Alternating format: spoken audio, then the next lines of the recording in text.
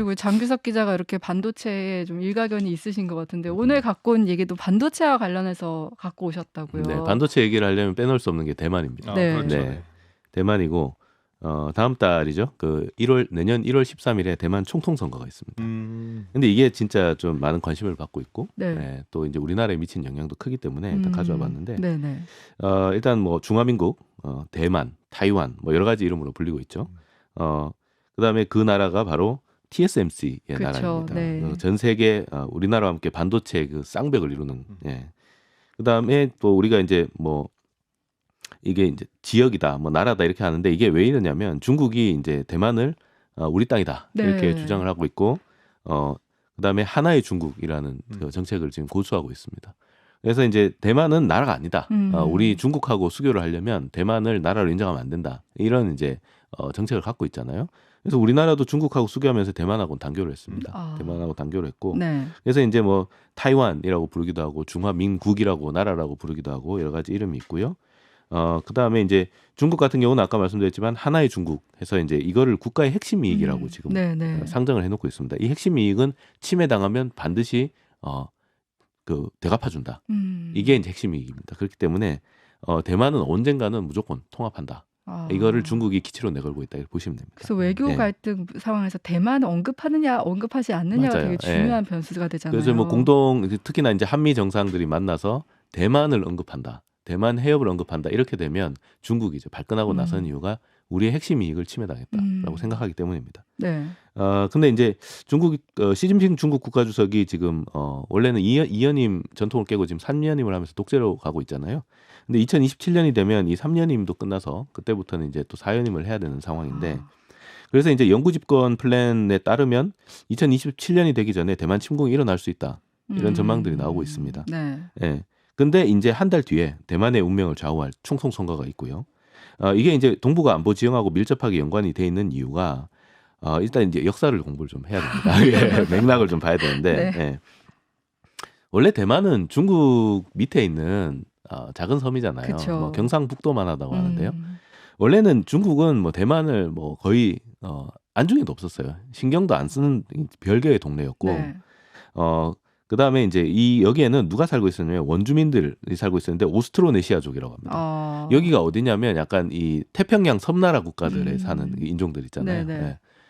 특히나 이제 모아이 섬 이런 데 사는 인종들하고 같은 인종이었다고 해요. 네. 그래서 뭐 중국의 한족하고는 전혀 다른 이제 사람들이었고, 본토에서도 아무 신경을 안 쓰니까 여기는 이제 원주민들이 부족 국가를 이루면서 살고 있다가 네네. 그러다 보니까 뭐 문명도 그렇게 발달하지 않았었고 그랬는데, 이 대항해 시대가 오면서 포르투갈이 일본으로 가다가 네. 대만을 발견하게 됩니다. 네. 여기다가 이제 요새를 만들고요. 그 다음에 이제 네덜란드, 스페인이 또 들어와서 각자 이제 점령 지역을 만들어요. 네. 네. 그래서 이제 그러다가 이제 1642년에 이제 네덜란드가 스페인한테 이겨서 대만 전체를 점령하게 됩니다. 그러니까 이제 첫 시작은 네덜란드에서 시작을 하는 거예요. 예. 네덜란드. 네. 네덜란드 영이 된 거죠. 네. 근데 이제 1642년에 네덜란드가 대만을 점령을 하게 되는데 불과 2년 뒤에 중국 명나라가 멸망을 합니다. 그리고 청나라로 바뀌어요. 네. 근데 이제 무협지 보면 왜 무협 영화 이런 데 보면 왜 나오잖아요. 반청복명 이게 나오잖아요. 네. 그러니까 청나라를 무너뜨리고 다시 명나라를 세우자, 한족의 나라를 다시 세우자 하는 이 반청복명 운동이 일어나게 되는데, 여기에 이제 그 중심 인물 중에 하나가 중국 해적의 두목이었다고 하는데 정지룡이라는 사람이 있습니다.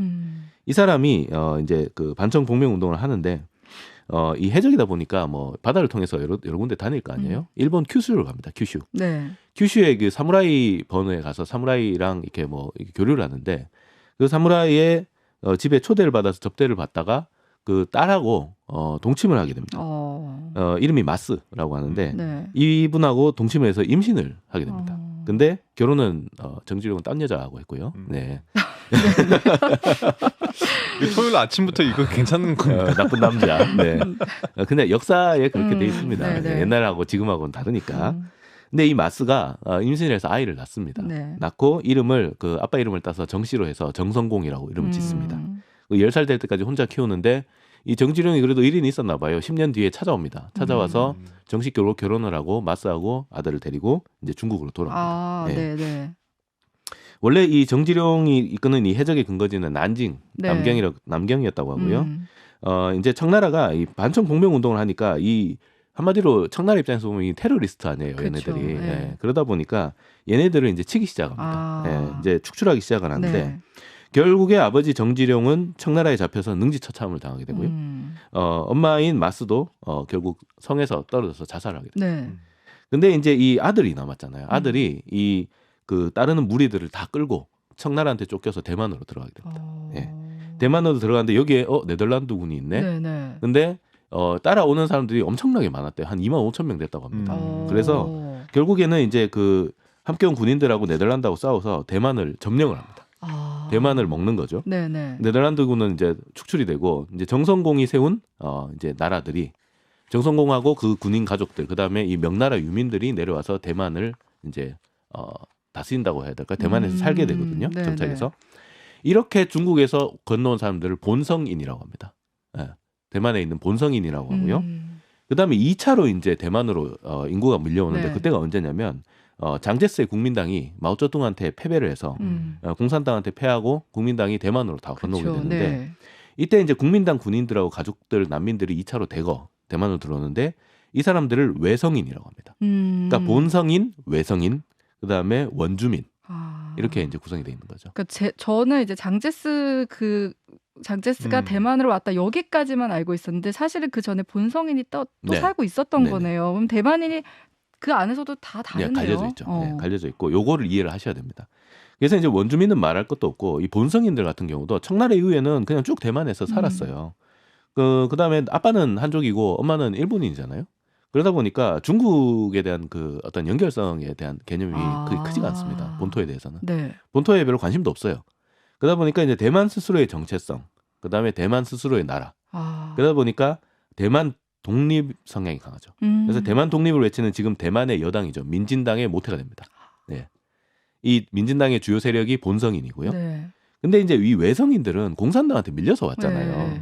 그러니까 장개석도 그랬지만 장제스도 그랬지만 언젠가는 저 중국을 내가 수복하리라. 이러다 보니까 중국 본토에 엄청 관심이 많아요. 네. 그다음에 저 중국은 언젠가는 우리가 자유롭게 통일해야 될 나라. 이렇게 생각을 하고 있는 거죠. 그러다 보니까 중국한테 엄청 관심이 많고 중국하고 연계성을 느끼는 이 사람들. 그러니까 중국 본토에 좀 더 애착이 있는 사람들. 이 사람들이 국민당입니다. 네. 외성인들로 돼 있는 국민당. 네. 지금 제1야당이고요. 이제 민진당과 국민당이 엎치락뒤치락 하면서 대만 총통이 됐다가 주거니 받거니 하면서 하는 게 지금 대만 정치판이고요. 여기에 이제 좀 젊은 사람들이 민진당도 싫다, 국민당도 싫다 이러면서 이제 그만 좀 싸워라 해서 이제 젊은층 지지를 받는 게 이제 민중당이라고 신생정당인데 지금 무섭게 치고 올라오고 있어서 제3 네. 정당이 됐어요. 그래서 이제 총통하면 우리나라로는 이제 대통령이고 영어로는 똑같습니다. 프레지던트 똑같고요. 권한도 거의 막강합니다. 막강하고 게다가 미국처럼 4년 중임제로 운영을 하고 있어요. 네네. 그래서 이제 총통이 누가 되느냐에 따라서 민진당이 잡으면 어디로 가겠어요? 미국 쪽에 붙겠죠. 왜냐하면 대만 독립을 추구하니까. 국민당이 잡으면 친중으로 갑니다. 네. 왜냐하면 중국을 어떻게 본토하고 계속 연결을 해야 되니까. 네. 그래서 이제 미중 패권 전쟁이 대만에서 대리전이 일어나고 있다. 그래서 대만이 그렇게 예민하게 네. 대만에 더 예민하게 반응하는군요. 예. 그래서 이제 지금까지 이제 여론조사를 보면 민진당에서는 라이칭더 이제 부총통이거든요. 지금 부총통인데 한 35%. 그다음에 허유이 국민당의 이제 신베이 시장인데 32%. 네. 비슷비슷해요. 그다음에 커원저 민중당 타이페이 시장이 17% 정도 되는데 커원저가 한 20몇 프로 정도까지 치고 올라왔다가 지금 네. 떨어지는 중이에요. 근데 민중당의 지지율이 떨어지면서 이제 민진당하고 국민당 양강 구도로 지금 재편이 되고 있습니다. 약간 우리나라 정치 상황이랑 좀 비슷한 것 비슷하죠. 같아요. 네. 우리도 네. 이제 뭐 신당이 나온다 만다 이런 얘기도 하고 있고 양당이 나눠서 이제 분점하고 있는데 네. 여기 우리나라 같은 경우는 이제 조금 더 이제 뭐 보수 진보 그다음에 이제 북한에 대해서 어떻게 생각하냐 그쵸. 이런 쪽 네. 그다음에 미국에 대해서 어떻게 생각하냐 그쵸. 이런 쪽이 강한데 대만도 비슷합니다. 그러니까 친미냐 친중이냐를 갖고 서로가 이제 노선이 갈리는 거죠. 네. 근데 이제 미국은 당연히 민진당을 응원을 하겠죠. 그렇죠. 네. 왜냐하면 이제 중국하고는 좀 거리를 두니까. 네. 근데 이제 중국은 국민당을 밉니다. 근데 중국은 아주 노골적이에요. 대만 해협에다가 지금 항공모함까지 떼어놓고 지금 군사 작전까지 하고 있거든요. 이게 무슨 뜻이냐? 네. 대만 독립파를 찍으면 우리 그냥 침공할 거야. 이런 얘기입니다. 그러니까 대놓고 이제 엄포를 하는 거죠. 너 민진당 찍으면 우리 바로 전쟁이야. 이렇게 얘기를 하고 있으니까 민주당 찍었다가 전쟁 나겠다 싶으니까 아. 실제로 이제 여론이 국민당으로도 많이 갔어요. 많이 갔는데 근데 미국도 가만히 있을 수는 없잖아요. 미국이 또 이런 거 엄청 잘하지 않습니까? 정치 공작. 네. 뭐 대놓고 하진 않지만 중국을 지금 엄청나게 견제를 하고 있고 근데 그렇게 하는 이유가 뭐냐면 이게 이제 세계 최대 반도체 파운드리 회사인 TSMC가 대만에 있기 때문입니다. 네. 네. 이 반도체 제조에서는 거의 대만이 원탑이다. 음. 삼성보다 훨씬 많이 제조를 하고 있기 때문에 원탑이다 이렇게 보고 있고 아까도 말씀드렸지만 2나노 공정을 놓고 지금 이제 최첨단 경쟁을 하고 있는 네. 기업이에요.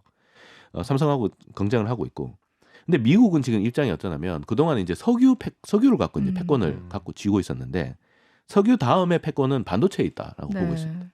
그래서 중국에는 절대로 반도체 기술이 들어가면 안 된다. 왜냐하면 쟤네들이 반도체 패권을 쥐면 우리는 패권을 잃게 된다. 이렇게 보고 있기 때문에 중국에는 어떻게 되든 반도체가 기술이 들어가면 안 된다 해서 네. 엄격하게 통제를 하고 있는 상황이에요.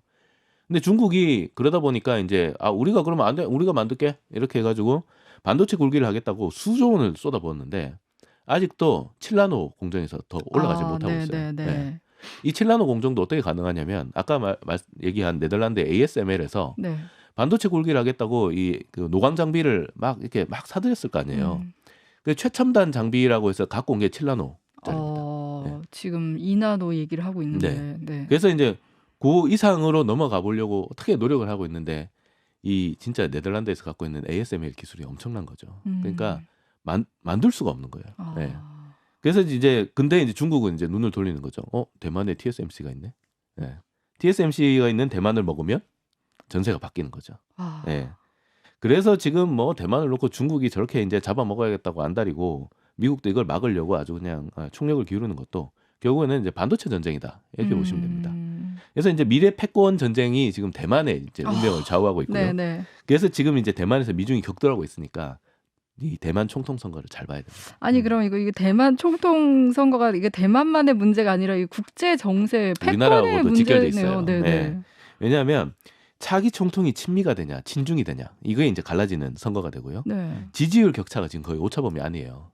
그러다 보니까 아무도 지금 예측을 할 수가 없는 상황이에요.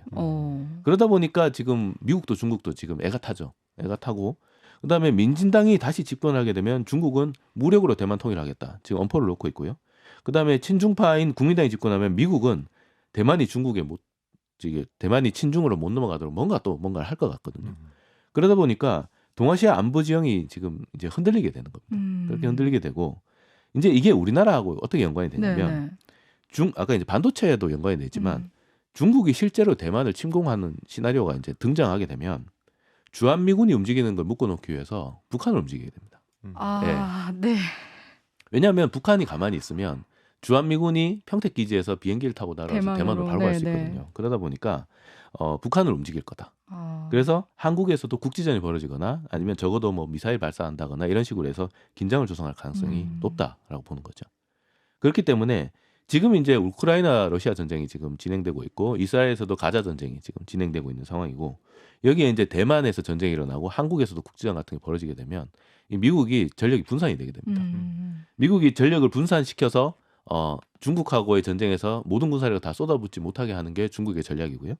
그러다 보니까 이제 뭐 이게 이제 미군이 이제 중국 인민군하고 붙으면 이 상황에서 이제 힘이 이게 분산된 상황에서 이길 수 있느냐 없느냐 뭐 이런 거 시뮬레이션 이 밀리터리 또 엄청 이 덕후들이 분석을 많이 해놨어요. 네. 그러니까 한번 보시면 뭐 재밌게 보실 수 있을 것 같고요. 근데 이제 뭐 결론부터 얘기하면 전쟁이 나면 승자는 없습니다. 사실 뭐 누가 결국엔 이기겠지만 그 전쟁으로 인한 그 재앙은 돌이킬 수가 없고요. 네. 그러다 보니까 이 대만 총통 선거가 어떻게 진행되느냐에 따라서 동아시아 안보 지형이 바뀔 수가 있고요. 그렇기 때문에 이제 이 대만에서 벌어지고 있는 이 미중 패권 전쟁의 대리전 어떤 양상으로 진행되는지 잘 지켜봐야 될 것 같습니다. 사실 대만 총통 선거가 언제 있는지도 몰랐었는데 오늘 네. 설명을 듣고 보니까 엄청 중요한 이번 선거는 문제네요. 대단히 중요한 선거예요. 네. 어떻게 진행이 될지 또 누가 됐을 때 우리에게 또 이득이 되는지 이런 것도 네. 좀 잘 판단해봐야겠다 이런 생각이 듭니다. 지금까지 뉴스 속속 CBS 장규석 기자, 장성주 기자였습니다. 고맙습니다. 네, 감사합니다.